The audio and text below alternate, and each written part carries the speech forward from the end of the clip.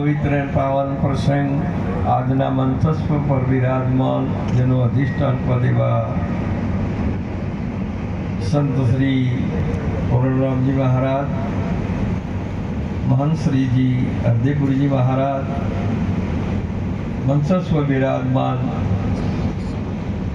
આચાર્ય દેવો, સંતો, સંત માતાઓ, આજનો યોગ આપણા દરેકના ત્યાં નમસ્તે. દ્રષ્ટિમાં જુઓ તો નથી, પણ સમજમાં જુઓ તો હાજર છે. તમારે ભૂલ ચો છે કે દ્રષ્ટિમાં નથી. હવે જો તમારી દ્રષ્ટિથી તમને જે ગુરુ દ્રષ્ટિ આપી છે એ સાક્ષાત્કાર છે, એ સમજ છે. પરંતુ આ દ્રષ્ટિનો વિષય નથી, સમજનો વિષય છે. જ્યારે અર્જુનજીને દિવ્ય દ્રષ્ટિ એટલે સમજ, पढ़ने की हद समझ, समझ की हद ज्ञान, ज्ञान की हद हरि नाम है. यही सिद्धांत हो रहा है. परमात्मा तो सर्वे व्यापक से, आत्मा सर्वे व्यापक से, आपण सर्वे व्यापक છે. પણ સતત તમારી બુદ્ધિમાં એવું નક્કી થયું છે કે હું માપક છું. આ બુદ્ધિનો વિષય જ્યાં સુધી નહીં જાય, જેમ એલા સિંહની બુદ્ધિની અંદર બકરાપણાનો અધ્યાસ થયો કે હું બકરો છું. હવે એને માન્યું છે બકરો, એ બુદ્ધિમાં હું બકરો છું એ મોને છે તો તમે આ બધું માન્યું છે, જે માન્યું એ મોનો જેટલા દાડા, આ જ્યારે જે દાડે થાય એટલું. પણ તમે છો તો મુક્ત ને. પણ જ્યાં સુધી સાચા સદગુરુ ના મળે ત્યાં સુધી એ સ્વરૂપનો બોધ થતો નથી. તમારા સ્વરૂપનું અનુભૂતિ થાય તો પછી બીજે કોઈ જોવાનું રહેતું. આ આટલા બધા દેખો એટલા નથી. મહાપુરુષે કહેતા કે આ તો તમારી એક દ્રષ્ટિમાં એક ભ્રમ થયો છે, પરંતુ એ ભ્રાંતિને તોડવા માટે આજે મહાપુરુષે આજે એ હાથ છે. પણ સતત જેને મહાપુરુષે કીધું કે તમને રૂપક નથી દેખાતો ને, એ મોટું દુઃખ છે. અને જ્યાં સુધી આ વસ્તુ ના સમજાય, આ મહાપુરુષ તો એની જાતે એને કોઈને ઓળખાવા ના પડ્યા. કોઈને ઓળખાવો તો તમે એક એ વાત ઓળખાવનારો ઓળખાય છે એ જુદો છે, પણ એ સ્વયં ઓળખાય છે પોતે. નીરજ બાપુ એ જ કીધી વાત, પરમ ધામ પદ નામ રામ કો સદગુરુ અલગ અલગ આવે, નહીં સમોવડ કેવા સરખું આપોઆપ.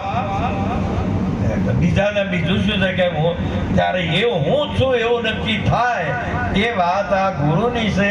પણ આપણી આ વાત આપણે થોડીક વ્યવહારમાં તમે એને વણીને એને આ મહાપુરુષે કીધેલું છે શબ્દમાં લીધી છે, પણ સમજમાં લીધી. સમજની ભૂમિકા છે, સમજ એ સ્વરૂપ છે, સ્વરૂપ એ તમારું. અને સમજ એ જ વાત બરાબર છે, નહીં તો છે નહીં. એક સંતે સાચી વાત કરી છે.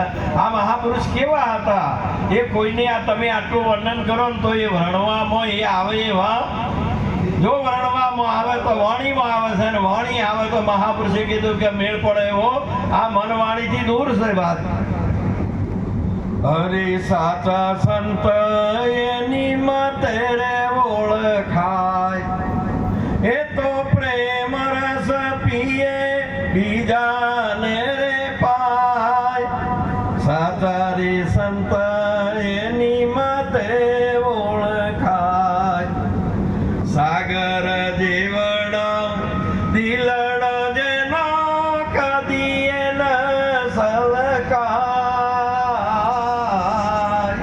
ઝેરના ઘોટડાએ જીરવી જોડે ને બીજાને અમૃત પાય. સાચા રે સંત એની માતે ઓળખાય. આટલું વર્ણન કરો છો ને, આટલું કર્યું એવા જ આયારામ મહારાજ છે. તમે જે કોઈ કહો એ કહેવામાં આવતું એવા નથી ને. મહાપુરુષે કીધેલું પથરાના સંગમાં હીરો રે પડ્યો, કિંમત કદી ન થાય.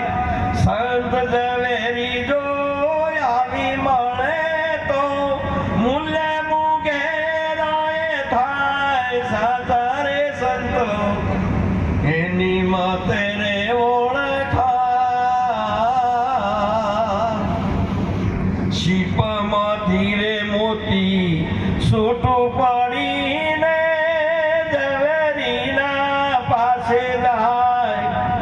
ઝવેરી તેના માથે જુલમ ગુજારે ને મારે ઘણો રે કેરા માર સાચા રે સંત એની મતે રે ઓળખાય. સોના જેવું શુદ્ધ છે તો એ અગ્નિમાં એ હોમાય. કસોટી ટોણે તે ઓછા ન ઉતરે સોરે તત ના ગણાય સાચા રે સંત એની મતે રે ઓળખાય.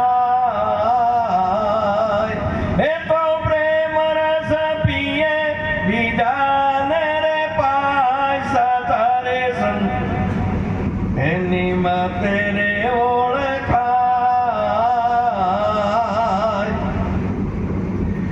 ગુરુ પ્રતાપે કહે પુરુષોત્તમ સંગત નો સુખદાય.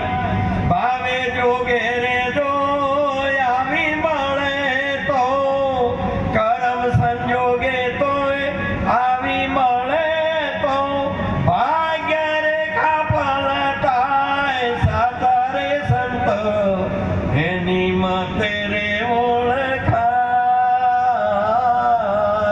જ્યારે સંત મળે ત્યારે તમારે એ કશું અડે નહીં. જ્યારે પ્રકાશ કરો ને એટલે સર્પ દોરીમાં સર્પ હતો. એક સંતે શું પ્રગટ કર્યું? પ્રકાશ કર્યો. પ્રકાશ કર્યો ને એટલે હાપને ગાઢવો ના પડ્યો, પણ હાપ રહ્યો જ ને બાપ હતો જ ને. પણ જે હતું એ તમને દેખાતું, જે દેખાતું હતું ને એ સર્પના રૂપમાં તમે કલ્પ્યું છે. જેમ જે સત્ય છે ને આત્માને તમે દેહના રૂપમાં કલ્પ્યો છે. આત્માને તમે શેમાં કલ્પ્યો છે? આ દેહના રૂપમાં, પરમાત્માને જગતના રૂપમાં. આ બે ગ્રંથિઓ તમારે પડી છે. પણ ગુરુ ના મળે ને તો મહાપુરુષે તમારી કલ્પના દૂર થાય ને તો જાગીને જોવું તો જગત. બસ આટલી જ વાત. એટલું કઈ મારી વાણીની વિરામ આપું. બોલો કૃષ્ણ કનૈયા.